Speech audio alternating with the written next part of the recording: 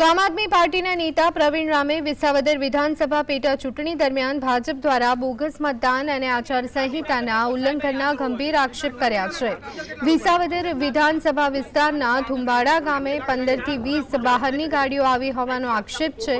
આ ગાડીઓ દ્વારા બોગસ મતદાન કરવાનો પ્રયાસ કરવામાં આવ્યો હોવાનું આપે જણાવ્યું છે। આ ઘટનાએ સ્થાનિક મતદાતાઓ અને ચૂંટણી પ્રક્રિયાની નિષ્પક્ષતા પર ગંભીર સવાલ ઉભા કર્યા છે। આપના નેતા પ્રવીણ રામે આ ગાડીઓ ભાજપ સાથે સંકળાયેલી હોવાનું દાવો કર્યો અને પોલીસની નિષ્ક્રિયતા પર પ્રશ્નો ઉઠાવ્યા છે।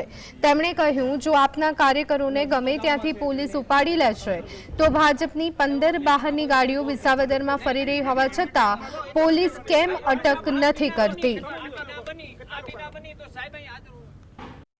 વિસાવદરમાં અત્યારે થુંબાડા ગામમાં થોડા સમય પહેલા એવી ઘટના બની કે 15 જેટલી ગાડીઓ આવી।